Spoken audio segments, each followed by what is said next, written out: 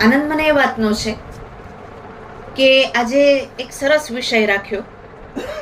સર્જક એ તો બહુ મોટું ગજું ધરાવતી સંજ્ઞા છે. એટલે સર્જક સાથે સંવાદ એવું જ્યારે કહ્યું ત્યારે મને થોડો સંકોચ થયો.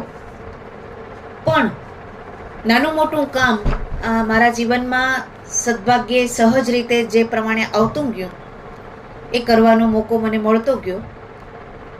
અને એક વિદ્યાર્થી તરીકે આજે પણ હું વિદ્યાર્થી જ છું. આપણે બધા છેક સુધી વિદ્યાર્થી જોઈએ છીએ, કારણ કે જીવનના અંત સુધી માણસે સતત શીખતા રહેવાનું હોય છે. કોઈ દિવસ શીખવાનું પૂરું નથી થતું. આપણે બધા આજીવન વિદ્યાર્થી છીએ, એમ હું પણ છું. પણ તમે બધા વિદ્યાર્થી મિત્રો છો, અત્યારે ભણો છો અને આટલા સરસ લોકો પાસે તમને ભણવાનો મોકો મળ્યો છે. આવી સરસ સંસ્થામાં મારી તો મનમાં રહી ગઈ કે હું અહીંયા ભણતી હું. એટલે ખાનગીમાં તમારી અદેખાઈ પણ કરું છું. તો આવો જ્યારે મોકો મળ્યો છે ત્યારે આપણે બધાને મોકો મળતો હોય છે, મને પણ મળ્યો. તો મારે તમને જરા એ બધી વાત એક કલાકમાં માંડીને કરવી છે કે કેવી કેવી રીતે આપણને તક મળતી હોય છે અને અનાયાસ કેટલાક કામ થતા રહેતા હોય છે. હું તો એમ પણ કહું કે આજે ભલે હું બહારથી આવી છું એટલે મહેમાન તરીકે તમે મને આમંત્રી, એનો આનંદ છે. પણ તમારી વચ્ચે પણ આ બધા સાહેબો હાજર છે, બધા જ વિભાગના. તો તમારે બધાએ તમારા ફ્રી સમયમાં આ બધાનો સતત ઇન્ટરવ્યૂ લેતા રહેવું જોઈએ કે કેવી રીતે આ બધા મોટા થયા છે, કેવી રીતે કામો કર્યા છે અને કેમ એમનું ઘડતર થયું છે. હું નાની હતી ને ત્યારે મને બહુ રસ પડતો. આપણે બધા ભણીએ ને, કાકા સાહેબ કાલેલકર, મહાત્મા ગાંધી, સંજયભાઈ મકવાણા, દર્શના ધોળકિયા. તો ભણતા હોઈએ ત્યારે પેલો પ્રશ્ન આવે, એમના ઘડતર બળોની ચર્ચા કરો, આવે ને. અને ઘડતર બળોમાં આવે કે ફલાણી કોલેજમાં નિશાળમાં શિક્ષણ લીધું, પ્રાઇમરી શિક્ષણ લીધું, આ સાહેબો પાસે બહેનો પાસે ભણ્યા, અહીંયા કોલેજ કરી, અહીંયા આ કર્યું, અહીંયા તે કર્યું. તો નાની હતી ને ત્યારે મને એમ થતું કે આપણી આવી જીવનરેખા હોય તો કેવી મજા આવે કે આટલી બધી નોકરીઓ બદલાવી, એક પછી એક અનુભવો આવ્યા અને વાવા વાવા થઈ જાય અને છેલ્લે આપણે બધા પ્રણામપૂર્વક કહીએ કે વાહ, આને કહેવાય ઘડતર બળો. પણ હું મોટી થઈને, મોટી એટલે ઉંમરમાં કહું છું, ત્યારે મને સમજાયું કે આપણા બધાના ઘડતર બળો હોય છે. દાખલા તરીકે તમારામાંથી એવા ઘણા મિત્રો હશે, લગભગ હશે, જે ગામડામાંથી આવતા હશે, અપડાઉન કરતા હશે, આર્થિક સ્થિતિ નબળી હશે, ભણવાના સંજોગો નહીં હોય, મા બાપ સાથે જરા ક્લેશ કરીને તમારે ભણવું પડતું હશે, ઘણાનો સમાજ એવો હોય જે મજાક કરે, મશ્કરી કરે, એમાંથી ઊંચા આવવાનું હશે. તો આ બધું શું છે? ઘડતર બળો જ છે. મહાત્મા ગાંધી મોટા માણસ હતા, વલ્લભભાઈ પટેલ મોટા માણસ હતા. આપણે બધા સામાન્ય પરિવારમાંથી આવીએ છીએ ને આટલી બધી તકો કદાચ નથી મળી. નહીંતર આપણા વિશે પણ કોઈને કવિતા બવિતા લખવી હોય તો છે ખરું મટીરિયલ આપણા બધા માટે. અને તમને બધાને જોઉં, મારા વિદ્યાર્થીઓને જોઉં ત્યારે હું ઘણીવાર કહું કે મારે જો ગામડામાં રહીને અપડાઉન કરવાનું આવે તો આપણા કામ નહીં. આપણે ભુજમાં બેઠે બેઠે હાઈ ક્લાસ ભણી લીધું અને સરસ તકો મળી. મારા વિદ્યાર્થીઓ જેમ 50 કિલોમીટર 60 કિલોમીટર દરરોજની બેવડી મુસાફરી કરીને આવવું, થાકીને પાછું ભરતનું રસસૂત્ર ને બધું તૈયાર કરવું, એ આપણા કામ નહીં. એટલે મારા વિદ્યાર્થીઓને હું ગુરુ માનું છું અને એમના ઘડતર બળો મારા કરતાં વધારે ઊંચા છે. એમાં કરણ જેવા મિત્રો પણ આવી જાય અને જેને હું નામથી નથી ઓળખતી એવા તમે બધા પણ આવી જાઓ. પણ વાત એ છે કે આપણા બધાના ઘડતર બળો હોય છે. કાકા સાહેબના જ હોય એવું નથી, આપણા પણ છે. કાકા સાહેબના એટલા માટે લખાયા કે એમણે ઘડતર બળોનો લાભ લીધો, એમને આવડ્યું કે કેવી રીતે આમાંથી આપણે શીખી શકીએ. બસ એટલા એ આપણા કરતાં મોટા થઈ ગયા, આટલો જ ફરક, અને એ બહુ મોટો ફરક છે. એટલે આવું ઘણું બધું આપણા જીવનમાં પણ બને છે, મારા નાનકડા જીવનમાં પણ બન્યું છે. અને મારે એક અધ્યાપક તરીકે અને સાથે સાથે એક વિદ્યાર્થી તરીકે આ વાતો ખાલી તમારી સાથે નાનકડા સમયગાળામાં વહેંચવી છે કે તકો આપણા બધાના જીવનમાં પણ આવતી હોય છે. તમારા જીવનમાં તો કદાચ અમારા કરતાં વધારે છે, કારણ કે કાલે જ હું રઘુવીરભાઈ સાથે સવારે બેઠી હતી ત્યારે એમણે એક સરસ વાત કરી કે અત્યારે અનુકૂળતાઓ બહુ વધી ગઈ આપણા કરતાં. એટલે એ તો મારાથી પણ 20-22 વર્ષ મોટા છે. તો એમણે મને કીધું કે અમારા કરતાં, તમારા કરતાં આજે અનુકૂળતાઓ બહુ વધી ગઈ અને એને કારણે ઘણા બધા લોકો ગેરમાર્ગે પણ દોરાઈ ગયા અને જે સાચા લોકો હોય એનો લાભ લે. હું એમ ઈચ્છું કે તમે મહાત્માની ભૂમિ પર ભણો છો એટલે એનો લાભ લેશો. પણ જ્યારે આ વાત માંડું છું, સર્જક સાથે સંવાદ એવું મોટું શીર્ષક આપી દીધું છે. મને બરાબર ખબર છે કે હું બહુ નાની માણસ છું, પણ મારા જે નાનકડા અનુભવો છે, મારા પ્રિય કવિ નરસિંહની એક સરસ પંક્તિ છે કે આખરે મારી વાત કેવી છે, સિંધુમાં ચરકરડે ચાંચ બોળી. બહુ સરસ પંક્તિ છે કે દરિયામાંથી ચકલું 2 ટીપા લે એટલી આ નાનકડી વાત છે. સિંધુમાં ચરકરડે ચાંચ બોળી. મારા જેવા તો કરી શકે તો આટલું કરી શકે, બીજું શું કરી શકે. પણ અમને છે ને એક બહુ જ સરસ સમય મળ્યો, મારી આખી પેઢીને. અમને એટલે હું એ સંદર્ભમાં વાપરું છું કે એક કાલખંડ દરેકને મળતો હોય છે, પોતપોતાનો કાલખંડ હોય છે. ગાંધીજીનો એનો હતો, રામ અને કૃષ્ણનો એનો હતો, પાંડવોનો એનો હતો, વાલ્મીકીનો એનો હતો. આપણે બધા નાના માણસો છીએ, આપણને આપણો છે, તમને તમારો છે, મને મારો છે. તો જે કાલખંડ મળ્યો એ એવો કાલખંડ હતો જેમાં ભણવાનું એકદમ મૂલ્ય હતું, શિક્ષક વિદ્યાર્થી સંબંધનું એકદમ મૂલ્ય હતું, કોઈ જ સગવડો નહોતી, સામાન્ય વાતાવરણ હતું, સામાન્ય નિશાળો હતી અને એમાં અસામાન્ય લોકો અમને ભણાવતા હતા.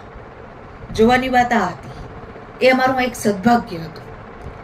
એટલે હું આમ દૂર નજર કરું છું, કાલથી મારા મનમાં આ લેસન ચાલે છે કે આ વળી સર્જક સાથે સંવાદમાં કરીશ શું. તો દૂર નજર કરું છું તો મને યાદ આવે છે મારી 11મા 12માની આવી એક સવાર કે અમે બધા થનગનતા વિદ્યાર્થીઓ ક્લાસમાં બેઠા હોઈએ, એક પણ દિવસ ક્લાસમાં કોઈ ગેરહાજર ન રહે.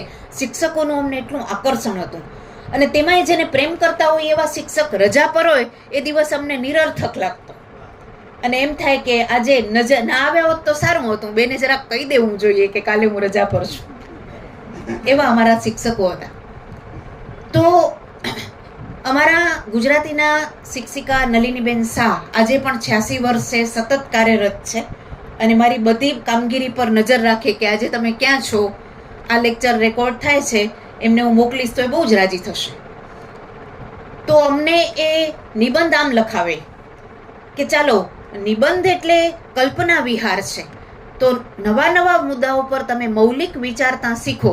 કે દાખલા તરીકે આજનું વર્તમાન પત્ર, દાખલા તરીકે વાડીના કોષની આત્મકથા, આવા બધા ટોપિક અમને આપે અને અમે લખીએ. મને યાદ છે કે એકવાર મારો એક નિબંધને એટલો ગમ્યો કે અમારું ભુજનું કચ્છનું દૈનિક છે કચ્છ મિત્ર, આજે પણ ચાલે છે, ડૉક્ટર જયંત ખત્રીના સુપુત્ર કીર્તિભાઈ ખત્રીએ વર્ષો સુધી એને સંભાળ્યું. એમાં એણે લેખરૂપ, એમાં એ સંપાદન કરતા મહિલા વિભાગનું, અને હું ત્યારે 11માની વિદ્યાર્થીની, અને ઓચિંતું સવારે મેં છાપું ખોલ્યું તો મારો લેખ એમાં, અને આપણા રામ તો હવામાં ઉડવા માંડ્યા કે આજથી આપણે લેખક થઈ ગયા. એટલો આનંદ થયેલો.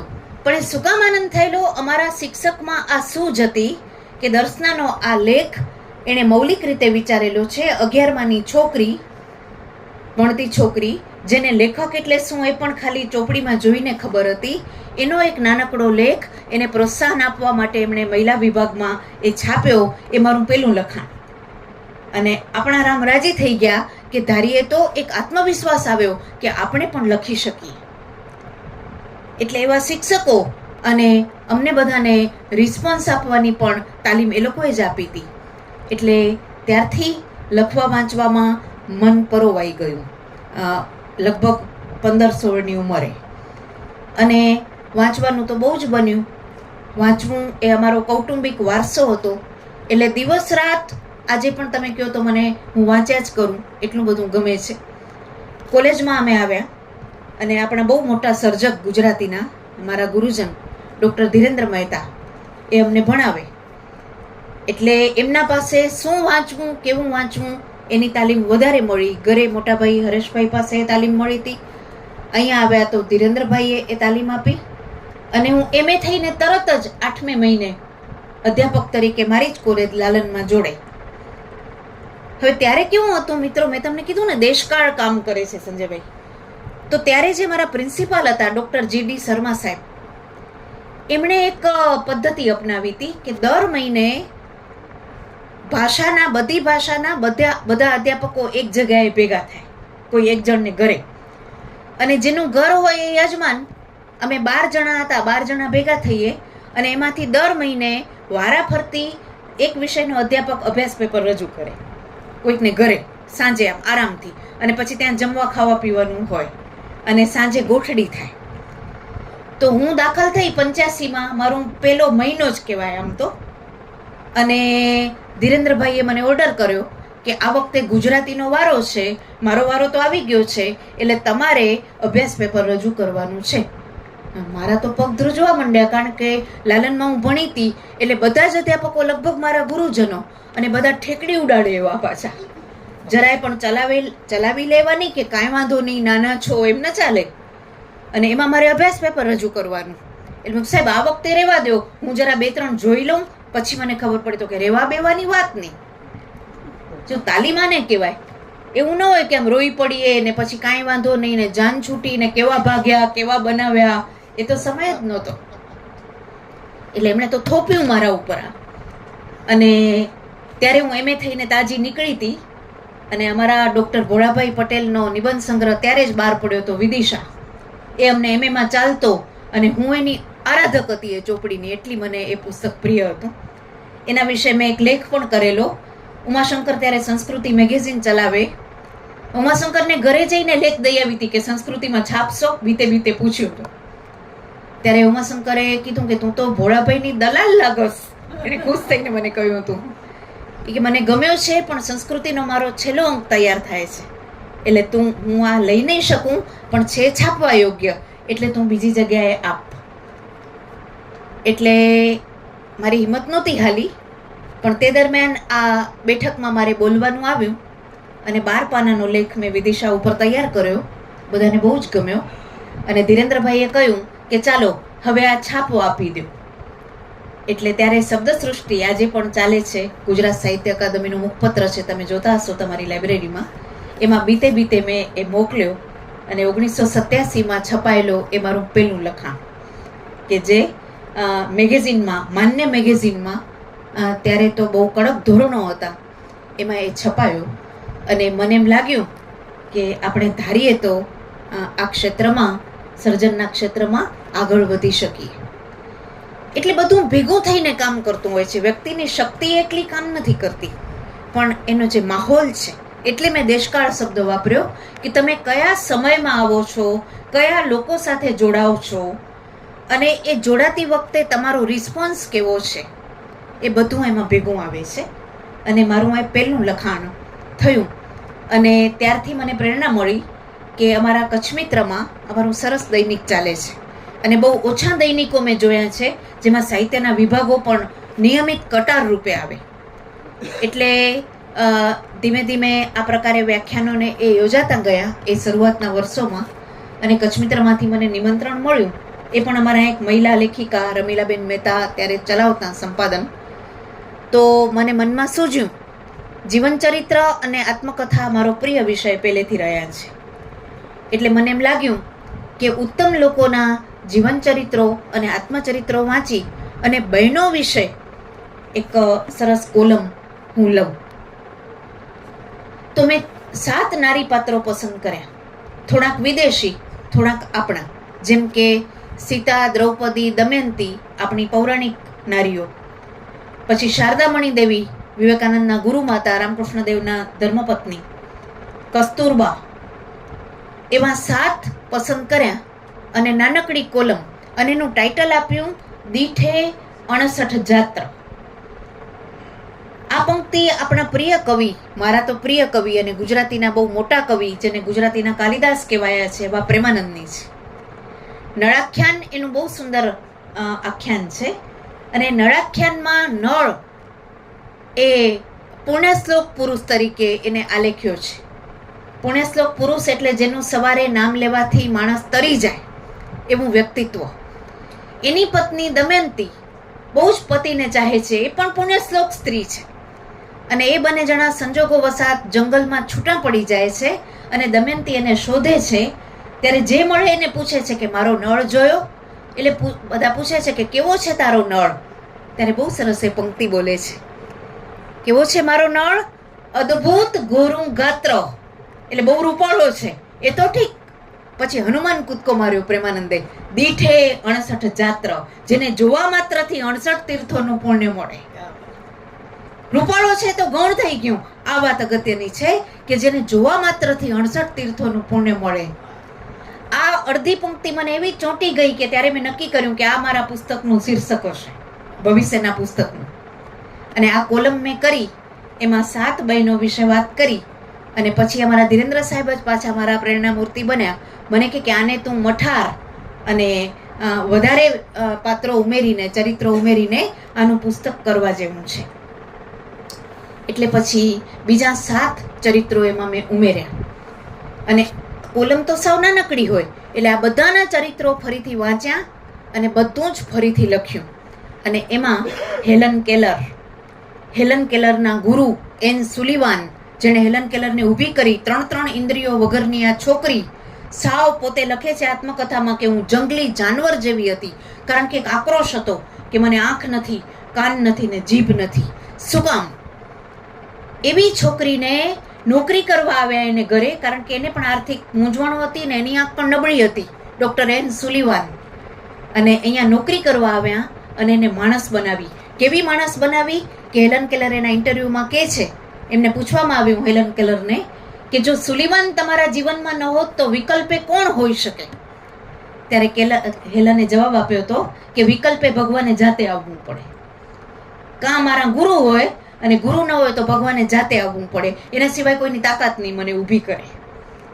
આવા એન સુલિવાન, હેલન કેલર, માદામ ક્યુરી, 3 વાર જેને નોબેલ પ્રાઇઝ રસાયણશાસ્ત્રમાં મળ્યું. અને એવા માદામ ક્યુરી કે જે રસ્તામાં ઊભા હોય અને આપણા જેવું કોઈક પંચાતીનું પૂછે કે આપ જ માદામ ક્યુરી, ત્યારે જવાબ આપે કે ના, તમારી ભૂલ થાય છે. કારણ કે એમને જાતને ગોપવીને કામ કરવું હતું. આજ જેવું ન હોય કે સીધા ફોટા હું માદામ ક્યુરી, એવું નહીં. મને આવા લોકો ખૂબ ગમ્યા છે જે ખૂણામાં બેસીને કામ કરે છે. મારા પ્રિય સંત, ચીનના મહાન સંત લાઓ ત્સેનું સરસ વાક્ય છે કે વિદ્વાનનું લક્ષણ એ કે એને કોઈ ઓળખે નહીં, એના પગલા પક્ષી જેવા હોય, પક્ષીના પગલા જ ન હોય. એ પોતાની છાપ જ ન છોડે. માદામ ક્યુરી જેવી સ્ત્રીઓ મને બહુ આકર્ષી ગઈ. Helen Keller, Anne Sullivan, Arvind પાસે જે રહ્યા એ માતાજી, ભગિની નિવેદિતા, આ 3 સ્ત્રીઓ એવી છે જેણે ભારતના મહાપુરુષોને ગુરુ બનાવ્યા. માતાજીએ મહર્ષિ અરવિંદને, નિવેદિતાએ વિવેકાનંદને, અને મેડેલિન સ્લેડ મીરાબેન, એણે ગાંધીજીને ગુરુ બનાવીને દેશ વેશ છોડ્યા, અંગ્રેજો હોવા છતાં. એટલે 7 એવી સ્ત્રીઓ અને 7 આપણી, જેમાં મેં નામ લીધા કસ્તુરબા, શારદા દેવી, જ્ઞાનદેવના બહેન મુક્તાબાઈ, મીરા, સીતા, દ્રૌપદી અને દમયંતી. તો દીઠે 68 જાત્રાએ પુસ્તક તૈયાર થયું, જેને મારા આનંદથી કહું તો રઘુવીરભાઈએ એ દસકાનું શ્રેષ્ઠ પુસ્તક એક જાહેર કાર્યક્રમમાં વ્યક્ત કરીને મને વધાઈ આપી હતી. પણ એનો બધો જ યશ મારા ગુરુ ધીરેન્દ્રભાઈને જાય. અને એ પુસ્તક સાહિત્ય પરિષદે લગભગ, હું ભૂલતી ન હું તો 98-99માં એ પ્રકાશિત થયું. એટલે આમાં કેવું છે મિત્રો, મેં એક જોયું છે, કામમાંથી કામ. મારા સાહેબ જયંત કોઠારી, જેના પાસે મેં પીએચડી કર્યું, અને ધીરેન્દ્રભાઈ, એણે અમને શીખવાડ્યું કે પીએચડી એક પડાવ છે. પીએચડી થઈ ગયો એટલે વારે વાર ડોક્ટર થઈ ગયા. અત્યારે હું ઘણી એવી બહેનો જોઉં છું, બહેનો એટલા માટે હું શબ્દ વાપરું છું કે અત્યારે એક ટ્રેન્ડ ચાલ્યો છે કે 50 વર્ષ પછી અથવા 45 પછી સ્ત્રીઓને એમ લાગે છે કે અમારું કામ પૂરું થઈ ગયું છે, છોકરા મોટા થઈ ગયા, ભણી લીધું, મોજ મજા કરી લીધી, મકાન બનાવી લીધું, હવે કાંક કરીએ તો પીએચડી કરી નાખીએ. મેં કહું આ સારું, કાંક કરીએ એમાં બીજું ઘણું છે, પણ કાંક કરીએ એમાં પીએચડી ના આવે. મારા પાસે એવી બહેનો આવે છે કે કરી નાખીએ, એટલે મને મનમાં થાય કરો ને ભાઈ, મારા કેટલા ટકા કરો. કારણ કે ના પાડવું તો એમ કે અધ્યાપક થઈને અમને ટેકો નથી આપતા. પણ એકચ્યુઅલી મિત્રો, પીએચડી નો અર્થ બહુ ઓછા લોકોને ખબર છે. એક તો એ વિદ્યાની ઘોર ઉપાસના છે, ઘોર ઉપાસના. અને પીએચડી થયા પછી ડોક્ટર આગળ લાગે છે ને, એ તો બિલકુલ ગૌણ વાત છે. અગત્યની વાત એ છે કે આપણને તાલીમ મળે છે અને એમાંથી આપણી ઝંખના જાગે છે. તરસ છે ને વધતી જાય. ઇકોનોમિક્સનો એક સિદ્ધાંત છે, મને બહુ આવડતું નથી પણ આ મારો પ્રિય વિષય છે. પૈસાની રીતે નહીં, જુદી રીતે. અમારા બેન શીખવાડતા કે બહુ ભૂખ લાગી હોય ત્યારે પેલી રોટલી પછી અસંતોષ, અતુષ્ટિ, બીજી, ત્રીજી, ચોથી, છઠ્ઠી, અને પછી એકદમ તુષ્ટિ એવી કે કોઈ દી જમશું નહીં.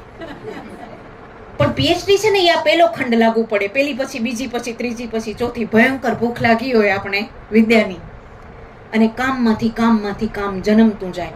અને જો તમે કામને ચાહતા હો ને તો કામ તમને સામેથી આવીને ભેટી પડે છે. એ મારો અનુભવ છે.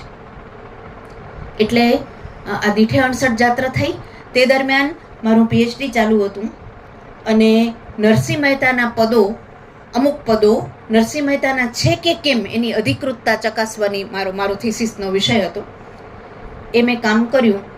જરા અઘરું અને બધાને જરા નારાજ કરે એવું કામ હતું, પણ મારા સાહેબની એમાં ખૂબ મહેનત રહી અને એને ખૂબ યશ મળ્યો. એ થીસીસ પ્રગટ થયો 92માં, નરસિંહ ચરિત્ર વિમર્શ એ નામે. અને મજા જુઓ, ત્યારે ગુજરાતી વિભાગના વડા વલ્લભ વિદ્યાનગરમાં ડૉક્ટર પ્રમોદ કુમાર પટેલ સાહેબ, બહુ મોટા વિવેચક, એમને બહુ જ ગમ્યું.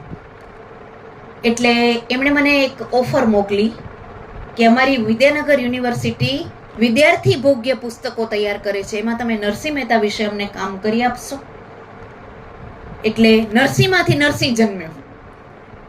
કાલિદાસની એક બહુ સરસ પંક્તિ છે, કમલે કમલોત્પત્તિ શ્રૂયતે નતુ દ્રશ્યતે. કાલિદાસ આપણા કેવો મોટો કવિ, વ્યાસ અને વાલ્મીકીની લગોલગ. એક રાજાને સૂજ્યું, પેલા રાજાઓને આવું બહુ સૂજતું, આવા રાજાઓ ક્યાં. એમણે આવી પંક્તિ લખી, કમલે કમલોત્પત્તિ શ્રૂયતે નતુ દ્રશ્યતે. કમળમાંથી કમળનો જન્મ થાય એ હું સાંભળ્યું છે, પણ જોયું નથી કે કમળમાંથી બીજું કમળ ઉગે. આ હું સાંભળ્યું છે. એટલે મોટા કવિને ઉત્તેજવા માટે એને પંક્તિ આમ ભીત ઉપર લખી હતી. અને જોગાનું જોગ એ જ દિવસે કાલિદાસ એ ગામમાં આવ્યા. ત્યાંની જે ગણિકા હતી એ કાલિદાસને બહુ ચાહતી હતી, એટલે એને ઘરે રોકાણા. અને ગણિકાને આ પંક્તિ લખી દીધી હતી, પણ ગણિકા કવિ નહોતી કાલિદાસ જેવી, એટલે એને બીજી પંક્તિ સૂઝતી નહોતી. કાલિદાસ દાદરો ચડ્યા ને આ પંક્તિ જોઈ, અને આ તો કાલિદાસ છે, એટલે તરત નીચે લખ્યું, બાલે તવ મુખાંભોજે કથમ ઇન્દિવરદ્વયમ. હે બાળા, તારા મુખરૂપી કમળ પર આ આંખરૂપી કમળો ઉગી નીકળ્યા છે, કમળમાંથી કમળ નીકળી ગયા છે. એમ કામમાંથી કામ જન્મતું હોય છે. બાલે તવ મુખાંભોજે. તો નરસિંહ ચરિત્ર વિમર્શમાંથી જન્મી ગયા નરસિંહ મહેતા, અને સરદાર પટેલ યુનિવર્સિટી દ્વારા એ પુસ્તક તૈયાર કરવાનો મને મોકો મળ્યો પ્રમોદભાઈની હાજરીમાં. પછી તો એમને તરત વિદાય લીધી. અને ઓચિંતું મારું એ બીજું પુસ્તક ત્યાં આ જાત્રા આવ્યું. અને કાંતનું ત્યારે રમણલાલ જોશી સાહેબ, એ પણ અમારા બહુ મોટા વિવેચક, જેની અત્યારે શતાબ્દી ચાલે છે, એ ત્યારે ગુજરાતીના ગ્રંથકારોની શ્રેણી લખાવતા હતા બધા પાસે. અમારો દેશકાળ એ રીતે મોટો હતો કે આ લોકો પાસે માણસની પરખ હતી કે કોને કયું કામ સોંપાય. ગમે એને ગમે તે કામ ન સોંપાય. એટલે એ પણ મારા ધીરેન્દ્ર સાહેબના પાછા ગુરુ. એટલે એમનો એક દિવસ ફોન આવ્યો. એમની સ્ટાઇલ હતી, એલો આમ ફોન કરે. ત્યારે પેલા લેન્ડલાઇનનો જમાનો. અને એમને જ્યારે સૂજે ને ત્યારે ફોન કરે. એટલે રાત્રે 11 વાગે આવે, એલો હું રમણલાલ.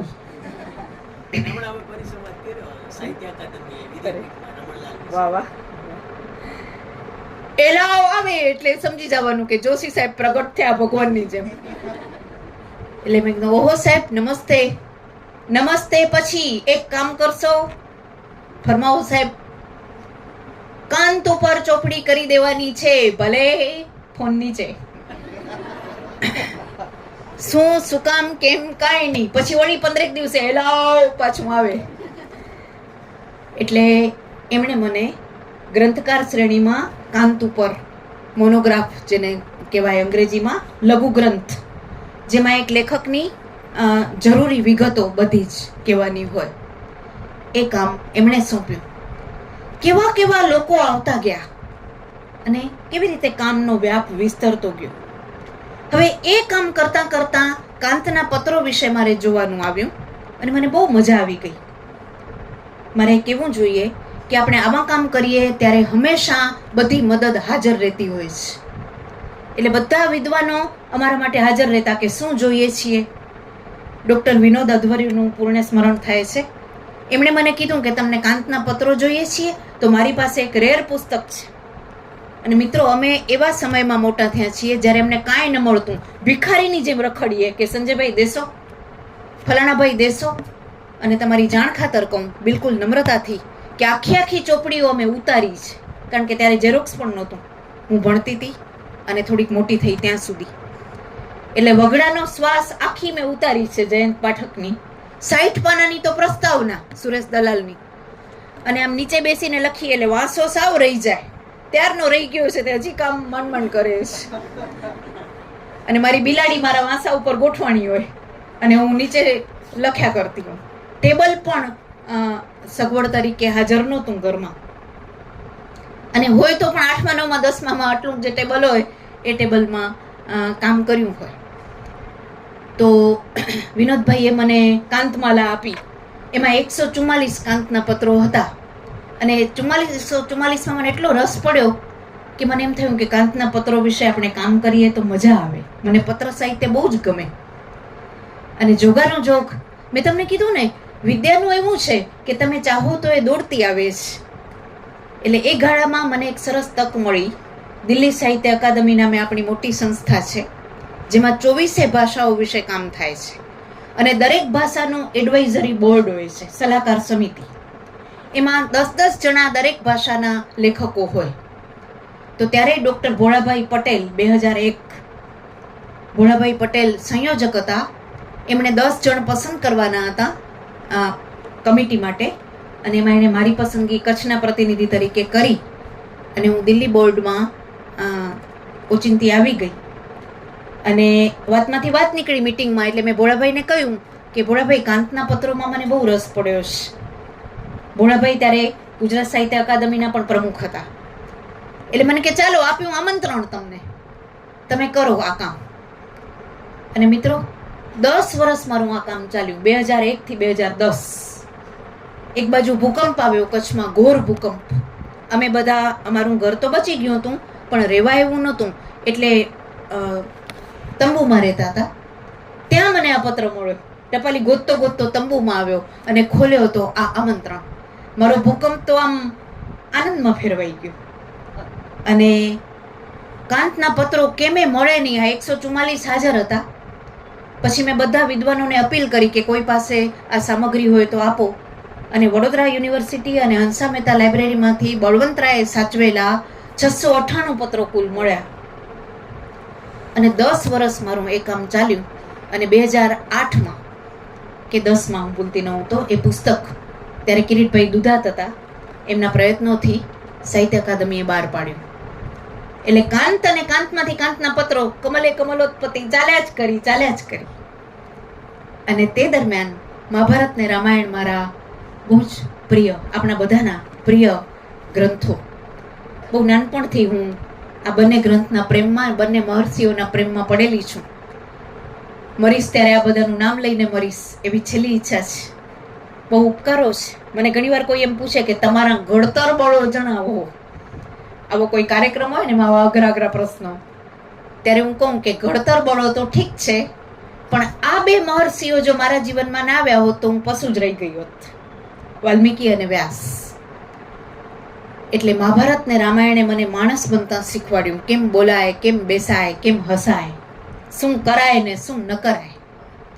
એક પણ ઉપદેશ આપ્યા વગર અને હાજરી વગર પરોક્ષ રીતે આ બંને મહર્ષિઓએ મને ચાલતી કરી, દોડતી કરી. એટલે રામાયણ મહાભારત મારા પ્રિય ગ્રંથો. અને મને એમ થયું કે મહાભારતના કેટલાક વિરલ ચરિત્રો લોકોને મજા પડે એવી રીતે મૂકવા જેવા છે. એમાં તમને નવાઈ લાગશે. મને પહેલું ચરિત્ર ગમ્યું હોય તો ઘટોત્કચ, મહાભારતનો રાક્ષસ પાત્ર છે. અને પાંડવોનો પહેલો પુત્ર હિડમ્બા અને ભીમનો દીકરો. બાપ ભેગો રહ્યો પણ નથી, કારણ કે જન્મ્યો એટલે ભીમને લોકો તો જંગલમાં હતા અને ભીમે શરત કરી હતી કે એક બાળક આપીને હું નીકળી જઈશ. એટલે આપણા જેમ પપ્પા કરીને રહ્યો પણ નથી. પપ્પા કાંઈ કામે નથી આવ્યા એને ક્યારેય. બલકે હંમેશા પિતા માટે એ જીવ્યો અને પિતા માટે મર્યો મહાભારતમાં. કારણ કે કર્ણે જે શક્તિ અર્જુન માટે સાચવી હતી, એને ઇન્દ્રે ભેટ આપી હતી, અર્જુનને મારવા સાચવી હતી, એ ઘટોત્કચે એકવાર એવું ઘોર યુદ્ધ કર્યું કે ઘટોત્કચમાં વાપરવી પડી અને અર્જુનનું મૃત્યુ ઘટોત્કચે લઈ લીધું. આવું વિરલ ચરિત્ર.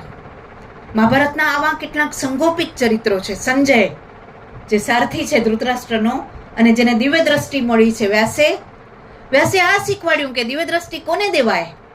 કોમન મેનમાં એટલી શક્તિ છે જે પંડિતોમાં નથી. વ્યાસે આ સાબિત કર્યું. વાલ્મીકીએ પણ આ સાબિત કર્યું. શબરી તદ્દન કોમન મેન છે, જુઓ, ઓળખતું હોય નથી કોઈ. એના પાસે રામ પગે ગયા છે ચાલતા. મને ઘણીવાર એમ થાય કે આજે કોઈ વાહનથી આપણે ઘરે આવવા તૈયાર નથી, ત્યારે રામ ચાલતા કોમન મેનોને ઘરે ગયા છે. મનુભાઈ કહેતા, મનુ દાદાનું પુણ્ય સ્મરણ થાય છે, હમણાં જ એમના પૌત્રને મળવાનો લાભ મળ્યો, કે અવતાર પુરુષનું કે અવતાર વ્યક્તિત્વનું રહસ્ય શું?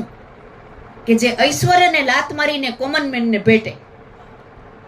વિદ્યાપીઠ એ સંસ્થા છે અને એ અવતાર પુરુષની સંસ્થા છે, નવા અવતાર પુરુષની, જે કોમન મેન માટે આવ્યો હતો, આપણા બધા માટે આવ્યો હતો. આપણે બધા કોમન મેન છીએ. મને તો દિવસા દિવસ એમ થાય છે, બધાના મકાન જોઉં, બધાના પૈસા જોઉં, ત્યારે મને એમ થાય કે આ બધા મને કચરો પતું કરવા રાખે તો એ કૃપા કહેવાય. આવા મકાનમાં આટા તો મારીએ પાકલા, કાંઈ પૈસા નથી જોતા. તો એ ઘણું છે. બે પોતા કરી આવીએ અને આવી 4-5 વસ્તુ જોઈ આવીએ જે કોઈ દી જોઈ ન હોય. એવા કેટલાય લોકો છે જેને 10 રૂમનું મકાન હોય ને તો એમ કે આમ તો 15નું બનાવવું તો પણ ચાલો મેળ ન બેઠો.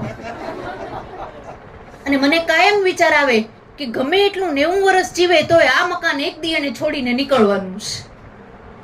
અને એનું જોઈને મને એમ થાય કે ચાલો હું ભેગું લઈ જાઉં, આ તો લઈ જશે. પણ આ લોકોએ આ મકાનો છોડીને કોમન મેનની ઝૂંપડીમાં વાસ કર્યો.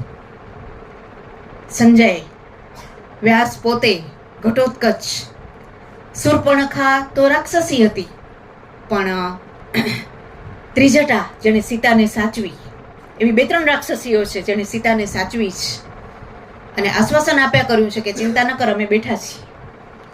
અને આ માણસ નાલાયક છે પણ નોકરી કરીએ છીએ એટલે જઈએ ક્યાં? ત્યારથી આ વાત ચાલુ છે. અમને બધાને લાગુ પડે છે, તમને પડશે આવતીકાલે. આ સત્ય એ લોકોને સમજાણું છે. વિચાર કરો તમે કે જાઉં ક્યાં? સીતાને સમજાણું છે. હનુમાને સીતાને કીધું કે આ રાક્ષસીઓએ તમને બહુ ત્રાસ આપ્યો છે, ખાતમાં બોલાવું? ત્યારે સીતાનો જે જવાબ છે ને જોવા જેવો છે કે ના, ખબરદાર, જોઈને કાંઈ પણ નુકસાન કર્યું છે. બિચારી નોકરી કરતી હતી, એને કરવું પડે કારણ કે રાવણનો ઓર્ડર હતો. હવે નહીં કરે. તો આવું જે ચરિત્રોએ શીખવાડ્યું એ મહાભારતના ચરિત્રો વિશે, 12 ચરિત્રો વિશે કામ કરવાનું થયું. મહાભારત ચરિત્ર વિમર્શ એ નામે.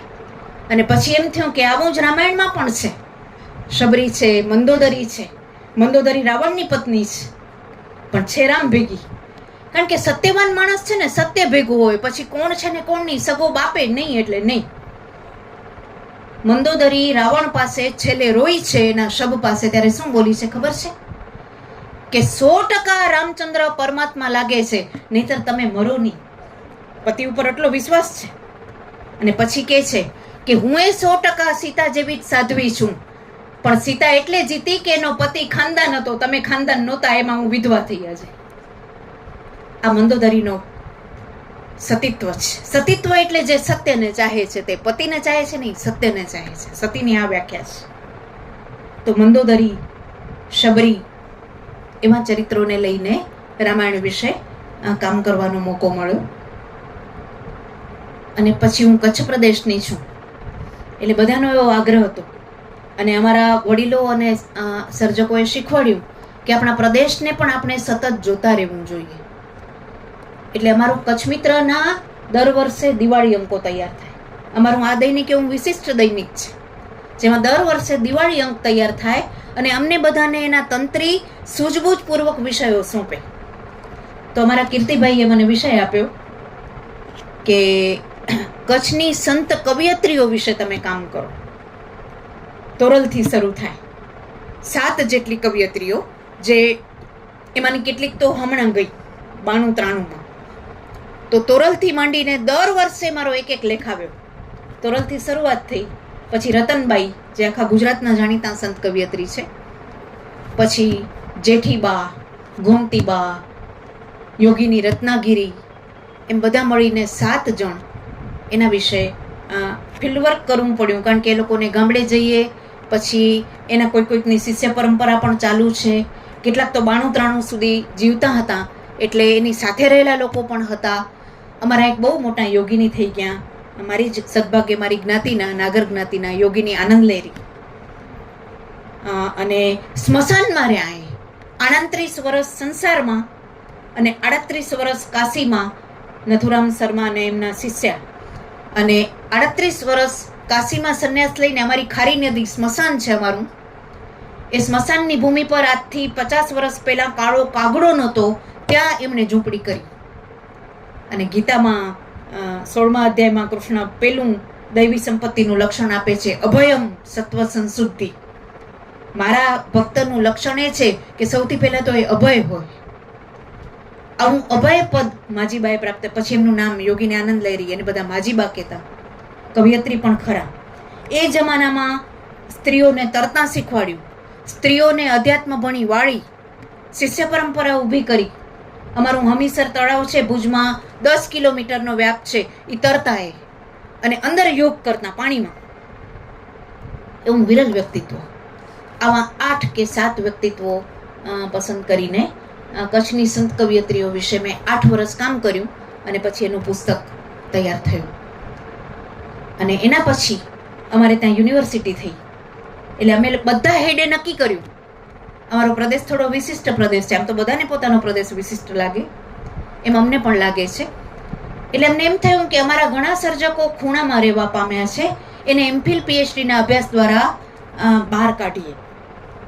એટલે અમારા એક બહુ મોટા વાર્તાકાર નાનાલાલ જોશી, ખત્રીના સમયના, એમની વાર્તાઓ, અને સુકાની જેણે સાગર કથાઓ લખી, ચંદ્રશંકર બુચ, તો એમની સાગર કથાઓ અને નાનાલાલ જોશીની ટૂંકી વાર્તાઓ, એના વિશે મારા વિદ્યાર્થીઓ મેહુલ પટેલ, ફાલ્ગુની પોમલે એમફિલ કર્યું.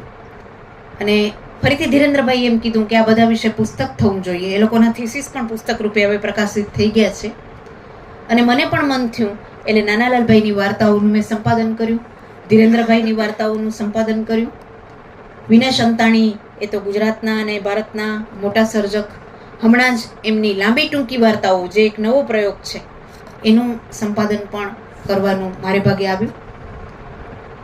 એટલે કચ્છ પ્રદેશ વિશે આવા 4 કામો થઈ શક્યા. તમને બધાને પણ હું કહું, હું આવું છું અહીંયા બોર્ડમાં, મને ખબર છે ઘણા બધા પોતપોતાના પ્રદેશોના લોકગીતો વિશે, સર્જકો વિશે કામ કરે છે. તો તમારા બધાની આ નૈતિક જવાબદારી છે કે આપણો પ્રદેશ, આપણા સર્જકો, આ વિદ્યાપીઠના બધા અધ્યાપકો, એને તમે ખણખોદ કરીને એનું જ્ઞાન બહાર કાઢો. મહાભારતમાં એક સરસ પ્રસંગ છે, મને અત્યારે યાદ આવે છે, તમને કહેવાનું મન થાય છે. અત્યારે તો આ બહુ જ જરૂર છે, આમ તો દરેક યુગમાં જરૂર છે, કે ભીષ્મ પિતામહ બાણશયા પર પડ્યા. આપણે ખબર છે, ઈચ્છા મૃત્યુનું વરદાન હતું, એટલે એણે પ્રતિજ્ઞા લીધી હતી કે યુધિષ્ઠિર રાજ્યાભિષેક થશે, યુધિષ્ઠિરનો પછી જીવ કાઢીશ. એટલે સૂતા છે 42 દિવસ બાણશયા પર,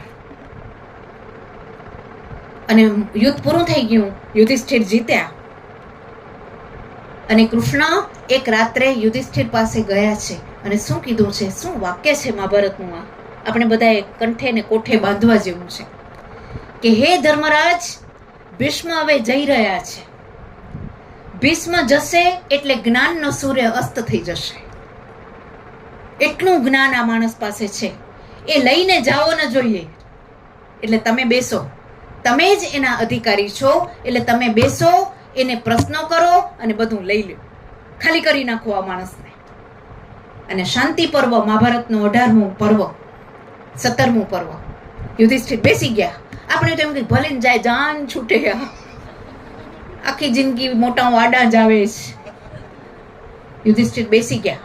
એમ નહીં કે મને બધી ખબર છે, મેં તો આખું જીવન ધર્મ પાળ્યું છે, હું શું કામ, હું તેમ કહું, હું શું કામ, મેં બધું કરવાનું કરી લીધું છે, મારી પાસે જ્ઞાન છે જ ઓલરેડી, સવાલ જ નથી.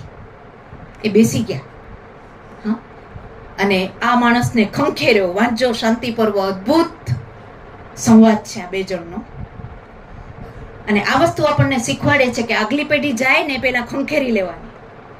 આ લાઓસેનું જે મેં નામ લીધું ને, એ ચીનના મહાન સંત હતા અને 80 વર્ષ ચીનમાં રહ્યા, એક અક્ષર નહોતા બોલ્યા, પરમ જ્ઞાની હોવા છતાં એક અક્ષર નહીં.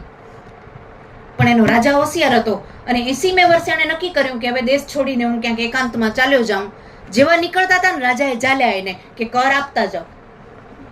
લાઓસે કે હું તો સાધુ છું, મારા પાસે રૂપિયો નથી, શેનો કર આપું તને? તો કે જ્ઞાનનો કર. તમારા પાસે જે છે ને એ ખાલી કરતા જાઓ, પછી જ જવા મળશે, તમે અહીંયાનું ખાધું છે. અને એમણે 500 સૂત્રો આપ્યા જેનું નામ છે તાઓ ઉપનિષદ. રજનીશજીએ 6 વોલ્યુમ એના પર લખ્યા છે. એ 500 સૂત્રો એટલે તાઓ ધર્મ આખું, ચીનનો ધર્મ છે, જેમ આપણો હિન્દુ છે, પારસી છે એમ. વિચાર કરો, મોટા માણસોને આ ખબર છે કે આ લોકોને ખંખેરી લેવાય. એટલે અમને બધાને પણ આ લાભ મળ્યો છે કે જેટલા બેઠા છે ને એને ખંખેરી જ લ્યો, પછી આ નહીં મળે. આ માણસ બીજી વાર નહીં મળે. કબીરની પેલી પંક્તિ છે ને, ગુરુ ગોવિંદ દોનો ખડે કિસકો લાગુ પાય, બહુ જાણીતી ને ચવાયેલી પંક્તિ છે, પણ એનો મર્મ રજનીશજી જાણે છે કે શું કામ ગુરુને પહેલા પ્રણામ. કારણ કે કબીરને ખબર છે કે ગોવિંદ હવે કાયમ રહેશે, ગુરુએ ભેટ આપતા ગયા, પણ આ ચરણો હવે નહીં મળે, ગુરુ હાલે જશે પછી. એટલે પેલા આને ચાલો, ગોવિંદ તો બેઠો હશે નોકર થઈને હવે, કારણ કે ગુરુએ આપ્યો છે. હવે ગોવિંદ જઈ ન શકે, ગુરુ હાલ્યો જશે, કારણ કે ગુરુ આપ્યા પછી ક્યારેય બેસે નહીં. એનું નામ ગુરુ. મેં દીધું એ ગુરુ ન હોય. ગુરુ એમ કે હું કાંઈ જ નથી, એટલે એના ચરણ પહેલા ચાલી લ્યો, ગોવિંદનું તો જોઈ લેવાશે. આ વાત છે. એટલે આ બધું મળતું ગયું, જુદા જુદા તબક્કે કામ થયું, અને પછી હું એક એવા મુકામે આવી, 50 પછીના મુકામે આવી. આમ તો તમને મજા આવે એવી એક વાત એ પણ કરું, જે મને મજા નથી આવતી, કારણ કે એમાં હું ખોટી પડી છું. હું જન્મ કુંડળીને એમાં કાંઈ માનતી નથી. આજનો દિવસ આપણો, પણ કુંડળી તો બનાવે કુટુંબના ને બધા, એટલે મારી એ છે કુંડળી, ઘણી બધી સાચી એ પડી છે, જોગાનું જોગ છે. ને એમાં એક વાત એ લખી હતી કે 50મે વર્ષે સાંજે 6 વાગે મૃત્યુ. એટલે હું તો જરાક આયોજનની માણસ છું, એટલે મેં 45 પછી બધું વાઇન્ડ અપ કરવા માંડ્યું કે આપણે હવે 5 વર્ષના મહેમાન. ગામ આખામાં ફેલાવી દીધું કે આપણે 5 વર્ષના મહેમાન. બધા રાહ જોઈને બેઠા હતા કે ક્યારે ટુવાલ લઈને આવવાનું છે. અમારા લાલનના અમારા અધ્યાપકો તો એકદમ ઠેકડી ઉડાડે. મને કે દર્શનાબેન તમે ખારી નદી બાજુ હાલતા જ થાવ, અમે ખાલી દુખાવવા આવશું. એ તો મને ત્યાં સુધી કહેતા કે દુખાવવા પહોંચી આવશું, તમે પગે હાલતા જ થાવ. મેં કીધું મને ખબર હોય તો હું ખરેખર હાલતી જ થાઉં, આટલી તકલીફે કોઈને ના આપું. આજે હવે એમ્બ્યુલન્સ ને બધું આવ્યું. હમણાં સુધી 4 જણ, અમારી ખારી નદી તો ગામથી 3-3.5 કિલોમીટર છે, તો બધા પરસેવે રેબ જેબ લઈને જાય. એટલે મેં કીધું મારું હાલે તો આટલી તકલીફે ના આપું. કાંઈ નથી, હું 50મે વર્ષે સાંજે 6 વાગે આ બેઠી. એટલે મને એમ થયું કે મારા જીવનમાં જે મહત્વના લોકો આવ્યા, મને બહુ જ ઉત્તમ મોકા મળ્યા છે. હું વિદ્યાર્થી હતી ત્યારે ઉમાશંકર જોશી મારે ઘેર આવ્યા છે. એસવાયમાં ભણતી હતી. બારી બહાર પ્રહલાદ પારેખનો કાવ્ય સંગ્રહ હું ભણું, એમના જ વિદ્યાર્થી ધીરેન્દ્રભાઈ પાસે. એની પ્રસ્તાવના ઉમાશંકરે અદ્ભુત લખી છે, અને હું એફવાયની 18 વર્ષની વિદ્યાર્થીની, મુગ્ધ કાળ, આપણો ટીનેજર હોઈએ એટલે આહા વાહ વાહમાં આવી જઈએ. અમે ઓછા હતા પણ હું ઉમાશંકરમાં આવી ગઈ હતી, અને મેં એને લાંબો પ્રેમપત્ર લખ્યો હતો કે તમે એટલે તમે. આજે જો ભગવદ્ ગીતા લખાણી હોત તો એમાં કૃષ્ણે ઉમેર્યું હોત કે કવિઓમાં હું ઉમાશંકર છું. 10મા અધ્યાયમાં છે આ લાંબુ લિસ્ટ. પાંડવોમાં હું અર્જુન છું, ઋતુઓમાં વસંત છું, દૈત્યોમાં પ્રહલાદ છું, ઋષિઓમાં નારદ છું. એમ લખ્યું હોત કે કવિઓમાં ઉમાશંકર છું. પછી એ કુદરતી ભુજ આવ્યા એક કાર્યક્રમમાં. ભુજ અમારું ત્યારે નાનકડું ગામ, હું પણ ગઈ હતી, એફવાયની વિદ્યાર્થીની. બધા મોટા મોટા હતા, એમાં સ્કર્ટ બ્લાઉઝ પહેરીને એકલી હું નાનકડી ઊભી હતી. ઉમાશંકરને મેં લખ્યું હતું, પાછું વટથી લખ્યું હતું કે તમે મોટા કવિ છો એટલે સમજશો કે વિદ્યાર્થીને જવાબ આપવો એ કેટલું અગત્યનું છે, એટલે જવાબ આપવા વિનંતી, નહીંતર હું નિરાશ થઈશ. આવું મેં લખ્યું હતું. પછી જવાબ નહોતો આવ્યો. દિવાળીના દિવસો ચાલતા હતા ત્યારે ટપાલ દિવાળીમાં બહુ ખડકાયેલી હોય, ને ઉમાશંકર હાજરા હજુર પ્રત્યક્ષ થયા ઓચિંતા કાર્યક્રમમાં. ભુજ આવ્યા, ધીરેન્દ્રભાઈને ઘરે રોકાણા. કાર્યક્રમ પત્યો એટલે મારા મોટા ભાઈ મને કે મળવું છે. મેં કીધું ના, કારણ કે ઓચિંતા એમ કે તમે કોણ? તો એમ પાછી હું અભિમાની, મને એમ થાય કે મને ઓળખતા નથી અને મારી જે ઉમાશંકરની છબી છે એ ખરડાઈ જાય તો ભલે એને મોટા હોય તો એને ઘરે, એમાં મારે શું? એટલે હું સામેથી નહીં મળવા જાઉં, વટ પાછો આવો. પણ કવિ કોને કહેવાય અને ઉમાશંકર કોને કહેવાય? સ્કર્ટ બ્લાઉઝ વાળી છોકરી એકલી હું જ હતી. એટલે આવ્યા, આવીને હાથ જોડીને મને કે તું ધોળકિયા? એટલે હું તો આમ સડક થઈ ગઈ. મેં કીધું હા. એટલે બીજું વાક્ય આવ્યું કે આવું કાગળ લખતા મને ના આવડે. ત્યારે મને એમ થયું કે જે ઉમાશંકરને મેં વાંચ્યા છે આ જ છે. ઘણી વાર એવું બને કે વાંચ્યા હોય એના કરતા વ્યક્તિ સાવ જુદી નીકળે. આખો એક મુદ્દો છે અમારો ભાષામાં, સીલ તેવી શૈલી, સ્ટાઇલ ઇઝ ધ મેન. એ ઉમાશંકરને લાગુ પડ્યો. વાહ! ત્યારે પણ મને એમ થયું ઓહો, મારી પરીક્ષામાં પાસ. પણ પછી મને શું કીધું ખબર છે કે આવો કાગળ તો કોને ન ગમે ભાઈ, પણ મારી માં, મારા કરતા પણ ઘણા મોટા કવિઓ છે, એને પેલા વાંચો, ત્યાં સુધી આમાં વિધાન નહીં કરવાના. આવી એક તાલીમ પણ આપી. કાલિદાસ વાંચો, વ્યાસ વાંચો, વાલ્મીકી વાંચો, પછી નહીં કહો કે કવિઓમાં હું ઉમાશંકર છું. આવી તાલીમ પણ આપી. આવા કેટલાય લોકો, રઘુવીરભાઈથી માંડીને, ભોળાભાઈથી માંડીને, કેટલાના પુણ્ય સ્મરણ વાળા નામ ગણાવું. અમારું ભુજ નાનકડું ગામ, અમારી નાનકડી સરકારી કોલેજ લાલન કોલેજ, પણ અમારા ધીરેન્દ્રભાઈ કેટલાય લોકોને લઈ આવે. સીતાંશુ આવે, સુરેશ જોશી આવે, ભોળાભાઈ આવે, તિરુપરીખ આવે, ઉમાશંકર આવે, મારા ભાઈ ગાંધીયન એટલે ઘરે નારાયણ દેસાઈ રોકાઈ ગયા છે, વૈદ પ્રાગજી રાઠોડ રોકાઈ ગયા છે, ભૂમિપુત્ર ચલાવ્યું વર્ષો સુધી એ જગદીશ શાહ રોકાઈ ગયા છે. રાત્રે અમે ગોઠડી માંડીએ, ડોક્ટર મોતીભાઈ પટેલ, ડોક્ટર ઈશ્વર પરમાર, રતિલાલ બોરીસાગર, એ બધા આવે, રાત્રે બેસીએ, ગાંધી વિનોબાની વાતો ચાલે. અને એટલું બધું સ્મરણમાં સચવાયેલું હતું કે મને એમ થયું કે આ બધું હું સાચવું. અને સ્નેહરશ્મિની મેં આત્મકથા ત્યારે વાંચી હતી, એમાં સ્નેહરશ્મિએ એક સરસ વાત લખી છે કે મારા જીવનમાં એટલા બધા પરિચયો થયા કે મારું જીવન પરિચય પર્વ બની ગયું. આ શબ્દ મને બહુ જ ગમી ગયો અને મને થયું કે સ્નેહરશ્મિ તો મોટા માણસ હતા, પણ મારું પણ પરિચય પર્વ બની ગયું. એટલે પરિચય પર્વ નામે મારા સ્વજનો અને આવા સર્જકો, જેમાં મનુદાદા પણ ખરા. મનુદાદા ભુજ આવે, એમના શિષ્ય જય સંઘવી એ નેચર ક્યોર સેન્ટર ચલાવે, એટલે એમના પાસે સારવાર લેવા આવે ત્યારે સીધા કેટલાક તો સણોસરાથી કેટલીક વાર સીધા ઘરે આવે કે સાંજે મને વસ્તી કરાવવા આવજે, અહીંયા મારા પાસે બેસશે કોણ? તું ને ધીરેન્દ્ર બેસજો, નહીં તો મને ગમશે નહીં. એટલે અમે સાંજે જઈએ અને એવી વાતો મંડાય કે વાત ન પૂછો. એટલે આ બધું મારી સ્મૃતિમાં સચવાયેલું હતું. અને પરિચય પર્વમાં મારા એવા કેટલાક સ્વજનો જે તદ્દન કોમન મેન હતા અને એવા સંઘર્ષમાંથી મોટા થયા કે અમને બધાને ઘણું શીખવા મળ્યું. મારા મોટા બેન હોય, મારી માં હોય. એટલે એ પરિચય પર્વ પુસ્તક આવ્યું અને અમુક તબક્કે પહોંચતા પહોંચતા મને એમ લાગ્યું કે આત્મકથા તો શું હોય મારા જેવાની. સીતાંશુની એક સરસ પંક્તિ છે, આપણે બધાને લાગુ પડે છે, કોઈક જ વ્યક્તિ આમાંથી બહાર નીકળે કે લગભગ 99% માણસો કેવા છે ખબર છે? ફરે, ચરે, રતિ કરે, ગર્ભને ધરે, અવતરે, મરે. That's all. આવ્યા, આંટા માર્યા ને નીકળી ગયા. ખાધું પીધું, રાજ કર્યું, રાજી પડ્યા હોય તમે જુઓ તો, કરે કાંઈ નહીં. એટલે મારા જેવા પણ આમાં જ આવે. પણ છતાં મને એમ થયું કે મારો જે દેશકાળ, મને જે લોકો મળ્યા, જે સર્જકો, મારા વિદ્યાર્થીઓ, મને કેટલો પ્રેમ કર્યો મારા વિદ્યાર્થીઓએ, મારા મિત્રો, બધા કોમન મેન છે, કોઈ મોટા માથા નથી. 1.5 રૂમના મકાનમાં કેટલાક રહે છે. મને એમ થાય કે આ 15 રૂમ વાળાના મકાનો જો હાલતા ચાલતા મોબાઈલ જેવા હોય તો આ બધાને 2 રૂમ નાખી દઉં બધાને. એવી તકલીફોમાં રહે છે.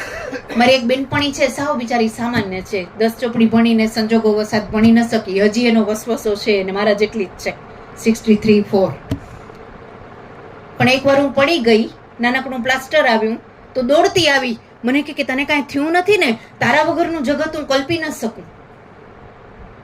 ત્યારે મને એમ થયું કે જેને અમે મળીએ માંડ છીએ, હું કાંઈ મદદરૂપે એવી નથી થઈ શકતી, છતાં આને એમ લાગે છે કે મારા વિનાનું જગત એ કલ્પી ન શકે. એની મોટાઈ તો ખરી, અને આપણું એટલું મૂલ્ય છે, વાહ ભાઈ વાહ, કે કોઈને આપણા વગર જગતમાં જીવવા જેવું ન લાગે. આટલો પ્રેમ જે મિત્રો કરે, જે વિદ્યાર્થીઓ કરે. હું ભણાવતી ત્યારે શરૂઆતમાં તમારે ત્યાં હશે કે નહીં, ફિસ્પોન્ડનો પ્રોગ્રામ થતો. ફિસ્પોન્ડ એટલે અમારી જે લાક્ષણિકતા હોય ને એના ચાળા પાડવા, આપણી ભાષામાં કહીએ તો બધા હાઈ ક્લાસ ચાળા પાડે. અમારા પ્રિન્સિપાલ પારસી હતા એટલે એને બહુ મજા આવે. એટલે એમને તો એવા ફિસ્પોન્ડ આવે કે તમે કુંવારા કાં રહ્યો છો, કાં રહ્યા છો, અથવા કુંવારા રહેવાના તમને શું ગેરફાયદા થયા, તો એ તો ડાન્સ કરતે કરતે પાછા જવાબ આપે કે કેટલાય ફાયદા થયા, પણ એક જ મોટો ગેરફાયદો થયો કે મને કોઈ મકાન ભાડે નથી આપતું, 60 વર્ષનો થયો. આવા ફિસ્પોન્ડ આવે અને આવા બધા જવાબો આપે. તો મારી એક વિદ્યાર્થીનીએ મારા શરૂઆતના ગાળામાં મને શું ફિસ્પોન્ડ આપ્યું હતું, આપાએ બહાર આવી, આવું ફિસ્પોન્ડ આપ્યું હતું. આટલો બધો પ્રેમ મારા વિદ્યાર્થીઓએ કર્યો. અત્યારે તો બધા કોઈ આચાર્યો છે, કોઈ કેમ છે, કોઈ કેમ છે, બધાના છોકરા પરણવા માંડ્યા. મને બીક લાગવા માંડી કે હું આ 90 વર્ષ સુધી આજ જોયા કરીશ કે શું, અહીંયાથી ખસવાનું હવે નામ લેવું પડશે. તેમ છતાં બધા હજી જાણે 17 વર્ષના હોય એટલા જ મને ચાહે છે. જેને તમે પછી સાંભળવાના છો, એ રમજાન સાહેબ હોય, આ કરણ હોય, બધા સુધી વિસ્તર્યું. મને બધા આજે પૂછે છે કે નવી પેઢી વિશે તમારો શું અભિપ્રાય છે, આવા ગંભીર સવાલો પૂછે છે. ત્યારે હું કહું છું, મને કોઈ નવી જૂની પેઢી જ નથી, વિદ્યાર્થી જ હોય છે. એ શિક્ષકોને હંમેશા પ્રેમ કરતા હોય છે. મારો તો આ અનુભવ છે. એટલે મને એમ થયું કે આત્મકથા તો ગાંધીજીની હોય, મારા જેવા ફરે ચરેવાળાની ન હોય, પણ સ્મૃતિઓ જરૂર એવી છે, એટલા માટે સાચવવા જેવી છે કે હવે પછીની જે પેઢી છે એને ખબર પડે કે કેવો દેશકાળ અમને મળ્યો હતો, કેવા લોકો મળ્યા હતા. છેલ્લી વાત કરું મારી માની. મારી માં 7 ચોપડી ભણેલી હતી, પણ એકદમ મોડર્ન વિચારસરણી. રવિન્દ્રનાથને તે જમાનામાં વાંચ્યા હતા. 12મે વર્ષે તો પરણી ગઈ હતી. તે જમાનામાં પહેલી રાત્રે મારા ફાધરને એને કહ્યું હતું કે છોકરાઓની વણઝાર નહીં જોઈએ. એવો સમય હતો જ્યારે 7-8 ભાઈ બહેનો હોય. મારી માએ પહેલી રાત્રે મારા ફાધર પાસે આ શરત કરી હતી કે વણઝાર નહીં જોઈએ. એ શરતે વાત થશે. પહેલેથી એવી મોડર્ન એપ્રોચ વાળી. અને તમને નવાઈ લાગશે મિત્રો, હું એનું ત્રીજું સંતાન, સૌથી નાની અને એની મોટી ઉંમરે આવેલી. મારા ઉપર બહુ જ ભાવ, અને મારા ફાધર, હું 5 વર્ષની હતી ને વિદાય લઈ ગયા, એટલે મારા જીવનના એકદમ કેન્દ્રમાં આવી ગઈ. અમે એક રાત છૂટા ન પડ્યા. હું 25ની થઈ ત્યારે સીધી એ રાત્રે વિદાય લઈ ગઈ, ત્યારે સીધા છૂટા પડ્યા. અને મારું PhD ત્યારે શરૂ થયું હતું. અમદાવાદ ત્યારે અમને પરદેશ લાગતું, કારણ કે ભુજથી એક જ બસ આવે, રાત્રે 10 વાગે ઉપડે, અહીંયા 4 વાગે નાખી દે મને. એકવાર તો એવું બન્યું હતું કે હું દોડતી લાલ દરવાજા પહોંચી, મને એમ કે ત્યાંથી બસ પકડી લઉં, તો 6 ગાંડા ને 7મી હું, ડાઈ માનતી મને એવી 7મી હું, 6 ગાંડા ને 7મી હું. મેં કહું હવે જાઉં ક્યાં 4 વાગ્યામાં, લાલ દરવાજે આવી તો ગઈ, આજ પછી કોઈ દી બસ સ્ટેન્ડ છોડું નહીં. રામ નામ લઈને એક થાંભલા પાછળ ઊભી રહી. મેં કહું ગાંડા જાય કાં હું જાઉં, હવે કાંઈ કરવું પડશે. અને એવા કેટલાય અનુભવો. અને મારા સાહેબ જયંતભાઈ અમારા માટે મરી પડે. હું બસમાં ન જાઉં, મને અમદાવાદમાં બીક લાગે, પડી જઈશ તો, કારણ કે અહીંયા એવી દોડાદોડ કંડક્ટરો કરે, પાંજરાપોળ. અમારા સાહેબ કહેશે પાંજરાપોળ ને તમે બધા ઉતરો, એટલે પશુ હોય એમ બધા ઉતરીએ. પાંજરાપોળ ઉતર્યા તો સાહેબ મને કે રિક્ષાના, ત્યારે રિક્ષાના 2 રૂપિયા થતા અને બસના 20 પૈસા હતા. 85 થી 90 ની વાત કરું છું. સાહેબ મને કે તમારી પાસે પૈસા વધી પડ્યા છે, તમારે બસમાં આવવાનું. મેં સાહેબ બસમાં હું કોઈ કાળે નહીં આવું, પડી જ જાઉં અહીંયા હું. તો કે પડી કેમ જાઉં, હું તમારા ભેગું. 2 વાર મારા ભેગા ચાલ્યા, મને અહીંયાની બસની સિસ્ટમ શીખવાડી, અને 20 પૈસામાં મને અવડાવીને જમ્પ્યા. એટલા ચાહે અમને. તો પહેલી વાર હું અમદાવાદ આવવા માટે બસમાં ચડી. મારી મા મને મૂકવા આવી હતી. આજે પણ એ દ્રશ્ય ચિત્રની જેમ મને યાદ છે. અને શું કીધું, 7 ચોપડી ભણેલી મારી માએ. 1985નું એ વર્ષ, 87માં તો એ ચાલી ગઈ. મને કે જો આજથી તારું પુરુષ જેવું જીવન ચાલુ થાય. PhD કોઈ કરતું જ નહીં ત્યારે, તેમાં અમારા કચ્છમાં તો કોઈ નહીં, છોકરી તો બિલકુલ નહીં. મને કે તારું આજથી પુરુષ જેવું જીવન શરૂ થાય છે. કાલે ઉઠીને જીવનમાં કોઈ પુરુષ ભટકાઈ જાય, તને હેરાન કરે, તારા પેટમાં બાળક રહી જાય, તો આપઘાતનો વિચાર ન કરજે, એના બાપનું નામ જાહેર કરજે અને વટથી છોકરાને ઉછેરીને મોટું કરજે. આ શિખામણ એને આપી હતી 1985માં. આજના જમાનામાં અભણ કહેવાય એવી માં. એટલે મને એમ લાગ્યું કે આ બધી વાતો સચવાવી જોઈએ. એટલે ઓટલા દાવ નામે સ્મૃતિ કથા 2021માં લખવાની મેં હિંમત કરી. અને એમાં મારા પડોશીઓ, મારા મિત્રો, મારો એ દેશકાળ, અમારી નિશાળ, અમારી કોલેજ, મારા વિદ્યાર્થીઓ, આખો કાલખંડ 1962થી 2021 સુધીનો 6 દાયકાનો રજૂ કરવાનો મેં પ્રયત્ન કર્યો. અને એને ઓટલા દાવ નામ એટલે આપ્યું કે આજે પણ તમે બધા રમ્યા હશો, રમતા હશો. ઘણા એને નદી પર્વત પણ કહે છે. નીચે દોડવાનું, એક જણ પર દાવ હોય અને બાકી બધા ઓટલા પર ચડી જાય અને જે નીચે પકડાઈ જાય એના પર પાછો દાવ આવે. એ રમત અમે રમતા. એ બધા મિત્રોએ પણ મારા જીવનમાં બહુ મોટો ભાગ ભજવ્યો. એટલે મને એમ લાગ્યું કે જીવન એ ઓટલા દાવની એક રમત છે. આપણે એને રમતની જેમ જોવું જોઈએ, બહુ ગંભીર ન લેવું જોઈએ. ગંભીર લઈએ તો તમે ઊભા જ ન થઈ શકો, એટલું બધું બનતું હોય છે જીવનમાં. એટલે રમતની જેમ જીવન રમત છે ને રમત જીવન છે, એવું એક સૂત્ર. ઘણું બધું વાંચવાનું બન્યું. એટલે મારા પરમ ગુરુઓ વાલ્મીકી વ્યાસ, રામાયણના પાત્રો લક્ષ્મણ, યુધિષ્ઠિરથી માંડીને આ બધા જ સર્જકો, બંગાળી સર્જકો પણ મને બહુ ગમ્યા છે. વિભૂતિભૂષણ હોય, તારાશંકર હોય, રવિન્દ્રનાથ હોય, શરદચંદ્ર હોય, સર્જકો આપણા બધા જ, એ બધાએ મને એટલું આપ્યું. મહાપુરુષો હોય, મહર્ષિ યોગાનંદ, રામકૃષ્ણ પરમહંસ, સ્વામી વિવેકાનંદ, મહાત્મા ગાંધી. મહાત્મા ગાંધી પાસે હું પારદર્શકતા શીખી.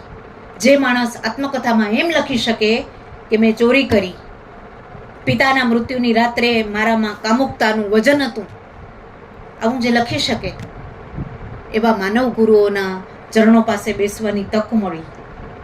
એટલે એમ થયું કે આ બધું જ કહેવા જેવું છે.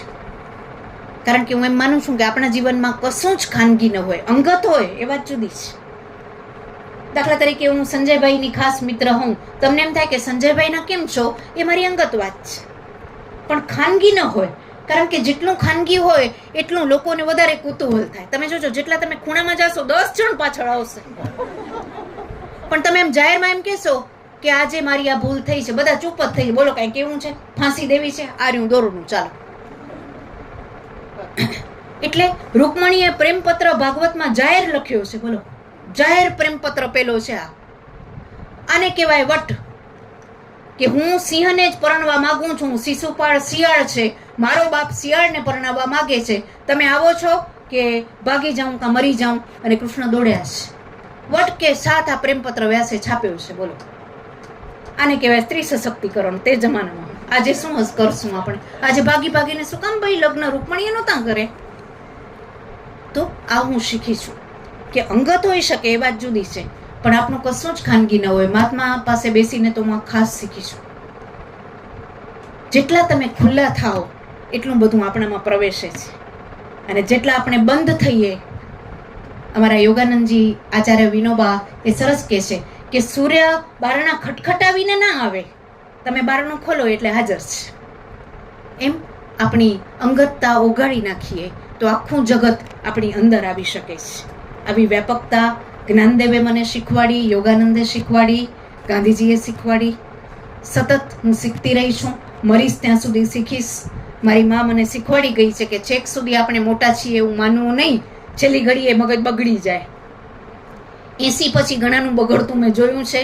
મને બીક છે, મને 15 વર્ષ બાકી છે. આ બધાને મેં કહી દીધું છે કે હું બગડું તો મને જગાડજો. જાગીશ નહીં, કારણ કે ત્યારે મગજ કામ નહીં કરતું હોય. એ પહેલાં હું હાલી જાઉં એમ પણ ઈચ્છું છું, પણ એ મારા હાથની વાત નથી. પણ જેટલી હાથની વાત હતી એટલી સચવાઈ જાય એવો પ્રયત્ન આ કરણ સુધા ગુજરાતી વિભાગ, સમાજશાસ્ત્ર વિભાગ કરે છે. તમારા બધા સાથે બેસવાનો મોકો મળ્યો. મારા જેવાની તો શું કેફિયત હોય, પણ આવો એક આનંદ કર્યો છે. અને કમળમાંથી કમળની ઉત્પત્તિ આ રીતે થતી ગઈ.